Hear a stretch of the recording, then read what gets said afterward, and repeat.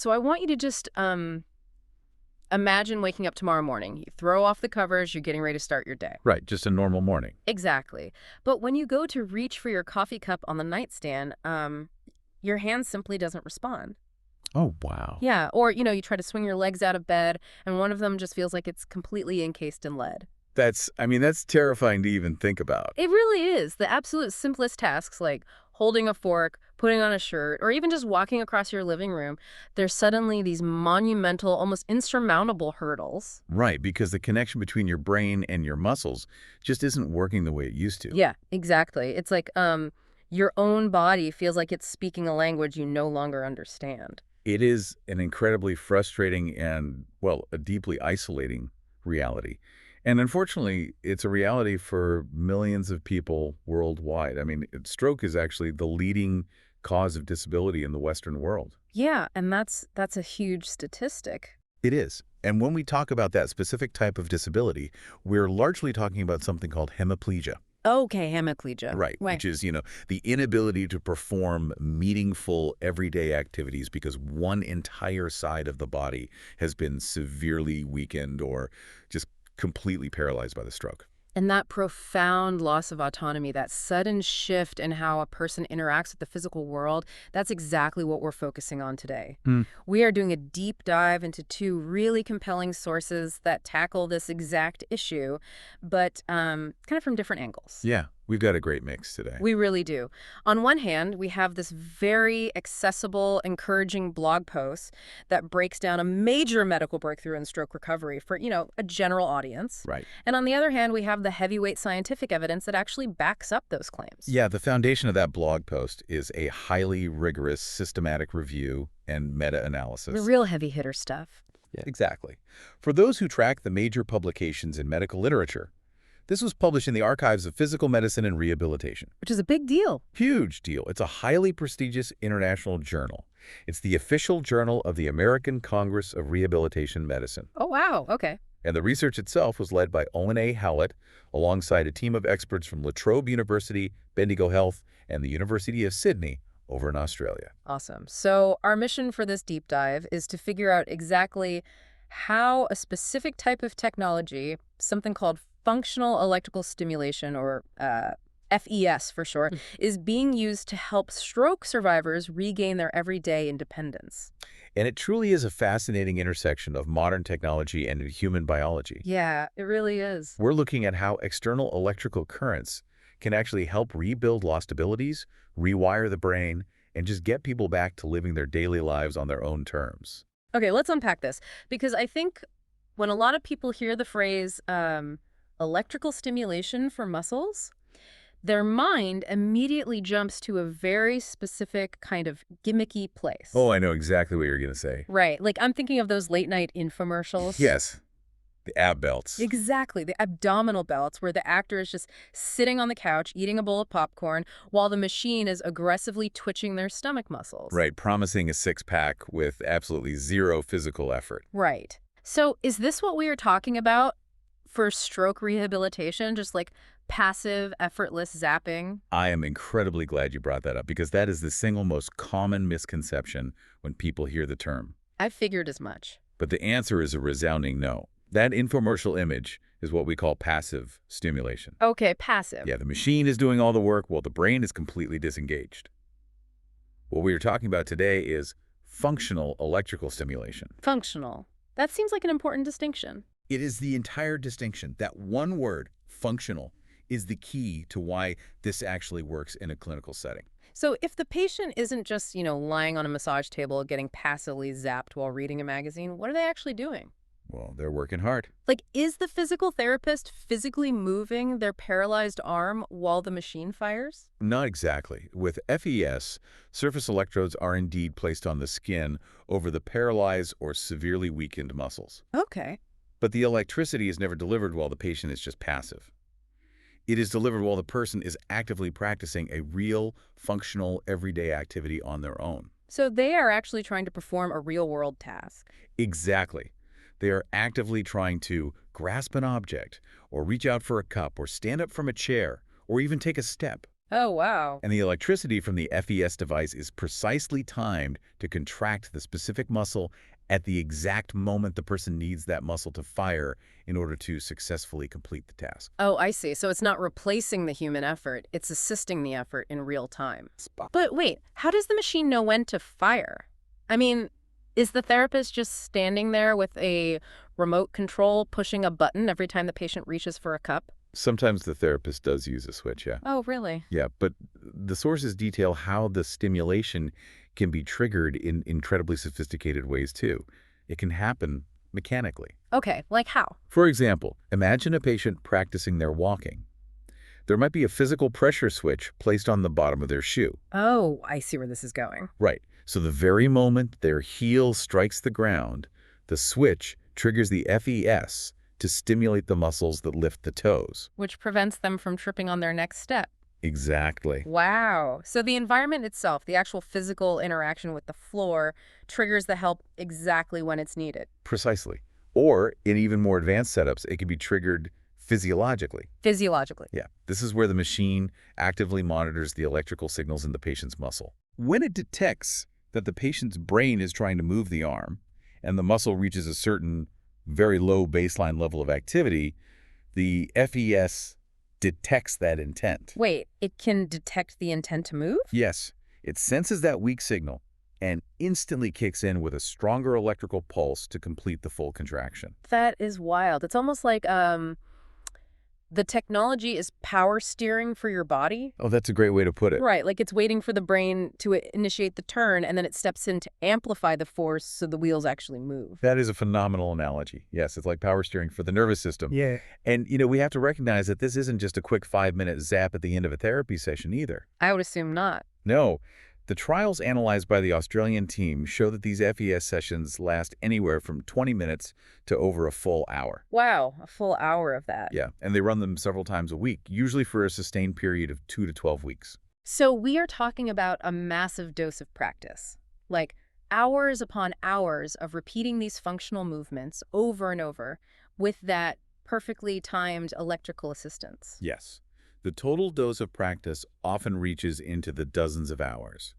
The entire clinical goal is to provide repetitive, physically challenging practice that deeply engages the patient's conscious attention. Which makes total sense from a training perspective, but Yeah. as someone who always likes to poke at the underlying data, Of course. knowing how it works is really only half the battle. The real question is, how do we know it actually works? Right, the evidence. Yeah, because let's be honest, a lot of medical interventions sound beautiful in theory, but then they completely fall apart when you test them rigorously in the lab. Well, what's fascinating here is the sheer scale and the uncompromising rigor of the evidence this Australian team compiled. Okay, lay on me. They didn't just run one small clinical trial with a dozen patients and call it a day. They conducted a systematic review combined with a meta-analysis. Which is essentially a statistical blender. A blender. Yeah, taking a whole bunch of different independent studies, throwing them into the mix, and crunching all the numbers together to find out what the absolute truth is across the board. That's a great way to describe it, actually.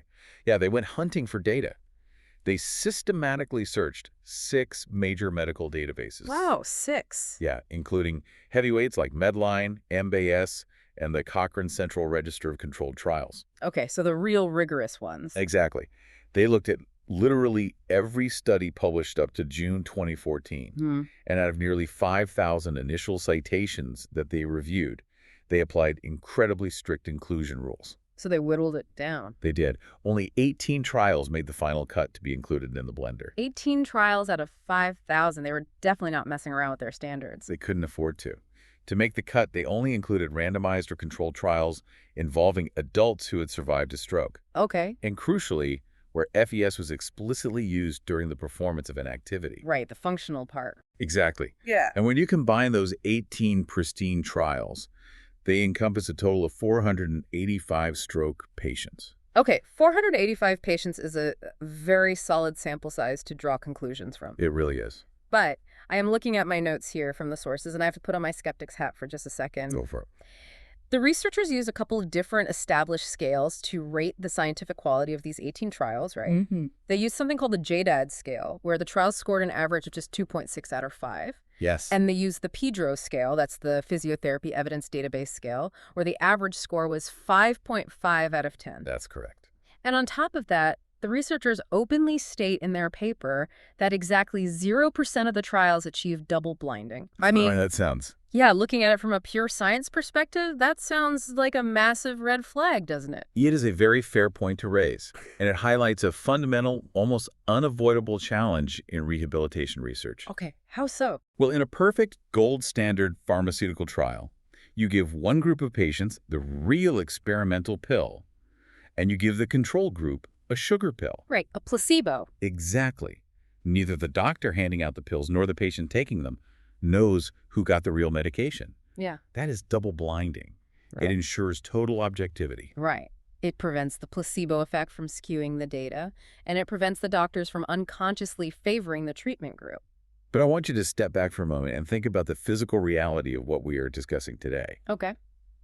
How, practically speaking, would you double blind functional electrical stimulation? Oh, I suppose I wouldn't have thought of that. You can't really fake an electric shock, can you? You absolutely cannot. A patient is going to know instantly if their paralyzed muscles are suddenly being artificially contracted by an electrical current. Yeah, that makes perfect sense. There is no sugar pill equivalent for getting zapped.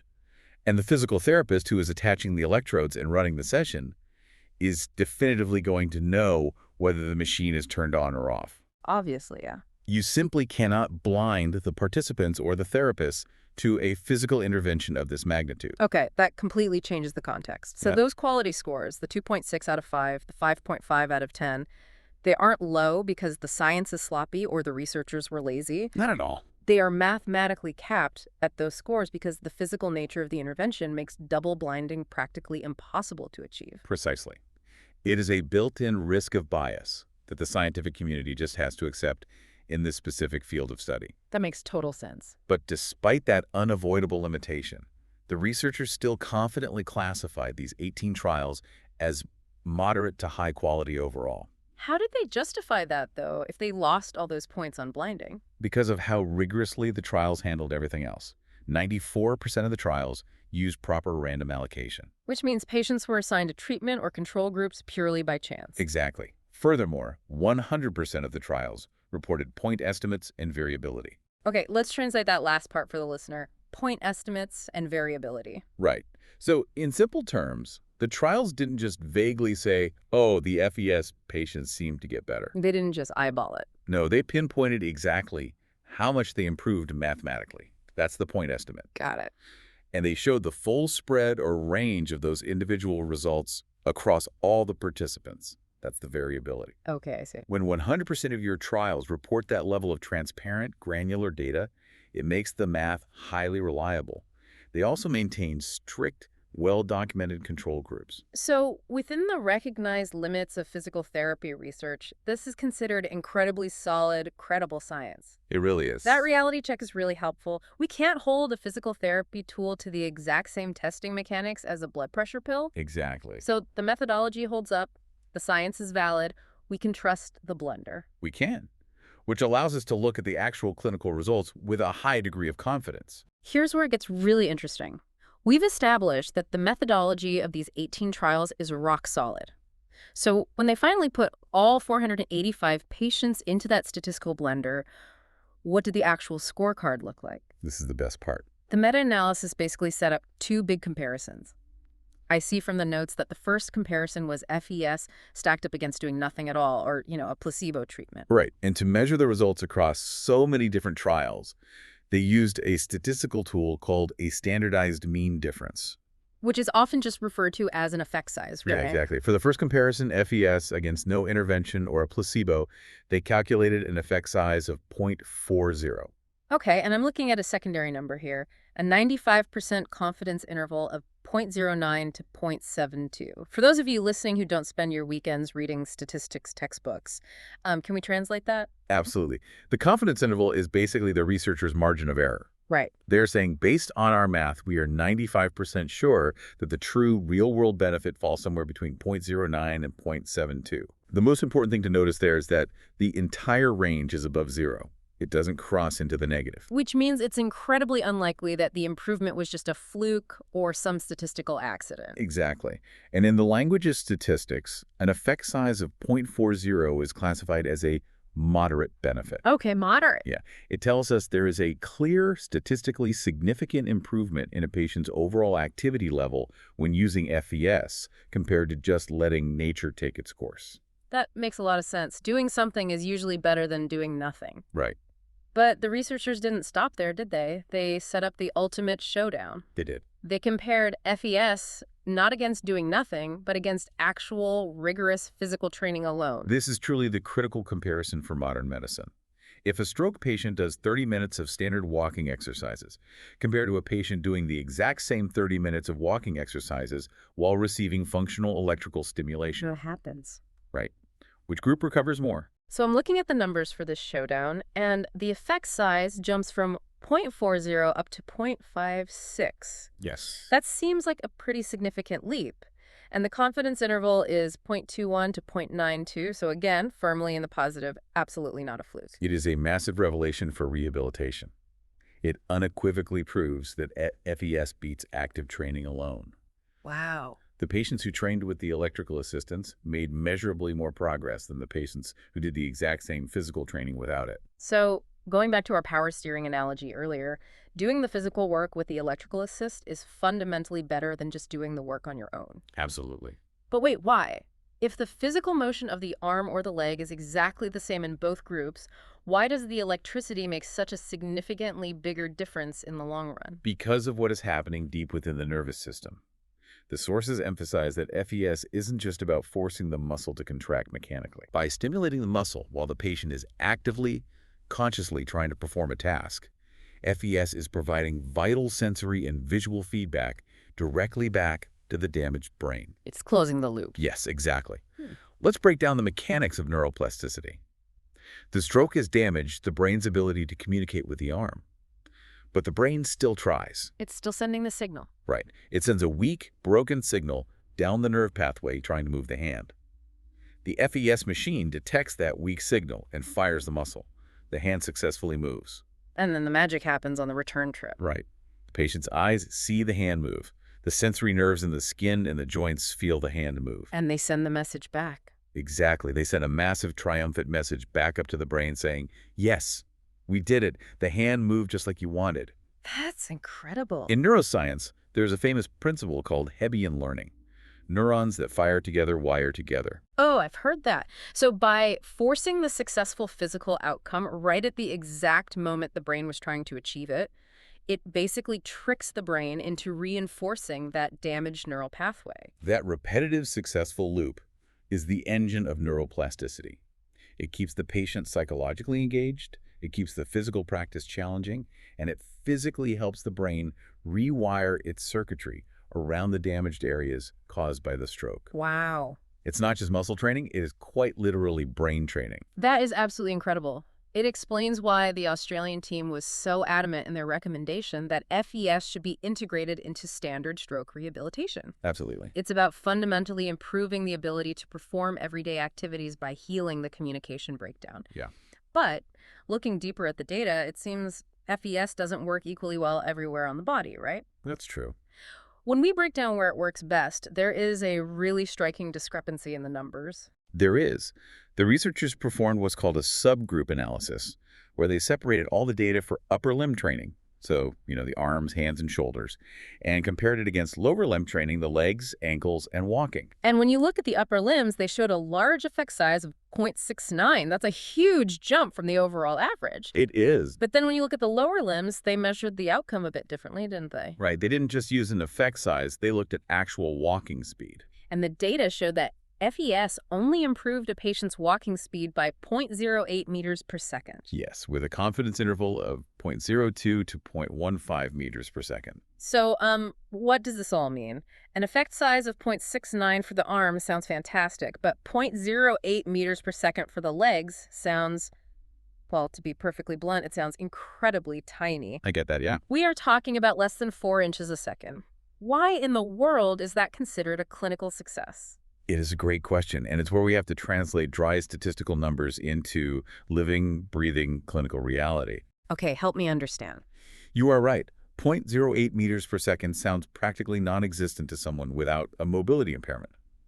But in the specialized world of stroke rehabilitation, researchers have established very strict benchmarks for what actually matters to a patient's daily life. Right, because walking slightly faster on a treadmill in a sterile lab doesn't really matter if it doesn't actually help you navigate the real world. Exactly. Huh. And the globally established benchmark for a meaningful clinical change in walking speed for a stroke survivor is an increase of 0.10 meters per second. Oh, so 0.08 meters per second isn't just a random tiny number. Well, It is knocking right on the door of that critical threshold. it is pushing these patients incredibly close to a highly visible, life-changing level of mobility. Let's put that 0.10 threshold into a real-world perspective. Yeah. Imagine you are standing at a crosswalk on a busy street. The walk sign turns white, and the countdown timer begins. The ultimate test of walking speed. I know the feeling. Precisely. For a stroke survivor, gaining that tiny fraction of a meter per second is literally the difference between being able to safely and confidently cross that street before the light turns red versus being permanently confined to their side of the block. Oh, wow. It dictates whether a patient is medically classified as a household walker who is, restricted to their home, or a community walker who can actually go to the grocery store independently. That's a massive difference in quality of life. It really is. It can mean the difference between relying entirely on a wheelchair and being able to walk with a cane. Wow. That completely changes the context of the entire study for me. Less than 4 inches a second is the difference between isolation and independence. And we must continually connect this science back to what you or I would actually experience if we were in that situation. Right. The evidence here focuses on real, tangible progress in human activity, not just measuring arbitrary muscle twitches on a computer screen. Yeah, that makes a lot of sense. For someone living with hemiplegia, that large effect size in the upper limbs means suddenly being able to hold a fork and feed yourself for the first time in months. Or having the grip strength to turn a door handle. Exactly. And that 0.08 meters per second in the lower limbs means steadying your walk, drastically improving your balance, and ultimately reclaiming your physical autonomy. It's about making daily life feel possible again. Yeah. It really is a bright, powerful message of hope, backed by some incredibly rigorous evidence. It is. The researchers took the fragmented, isolated data from dozens of smaller trials and gave the medical community a unified, crystal clear picture of what is possible. So, to briefly recap the journey we've been on today for you, the listener, an Australian research team systematically reviewed the hard data from 485 stroke patients. Mm-hmm. They statistically proved that functional electrical stimulation, when and only when it is paired with real, active, functional movement, can moderately to significantly improve a stroke survivor's ability to navigate daily life. And most importantly, they proved it consistently outperforms traditional physical therapy alone by basically utilizing the brain's own neuroplasticity. It is a profound validation of a technology that essentially acts as an electrical bridge for a damaged nervous system. And it leaves me with a final lingering thought for you to ponder long after we finish today. Oh, I love these. Let's hear it. We've just spent this time exploring how surface-level electrical stimulation, when applied during a conscious physical task, can help a damaged brain brilliantly rewire its connection to the limbs. Yeah, the Hebbian learning stuff. Exactly. It creates this incredibly powerful biofeedback loop of active intention, external assistance, and physical success. It makes you wonder about the totally untapped limits of that biofeedback loop. What do you mean? Well, if this fundamental principle of pairing our active intention with external electrical assistance works so beautifully for stroke recovery, could it eventually be used to unlock other types of severe nerve damage, like spinal cord injuries? Oh, wow. That would be revolutionary. Right. Or, looking even further into the future, could this exact same concept be adapted beyond rehabilitation? Like for able-bodied people. Yeah, to actually enhance the learning of complex physical skills in completely healthy individuals. If the brain learns faster when intention is perfectly paired with physical execution, where are the boundaries of what this technology can teach our bodies to do? Now, that is a truly fascinating question to leave on. Thank you for joining us on this deep dive. Keep asking questions, keep exploring the science around you, and we will catch you next time.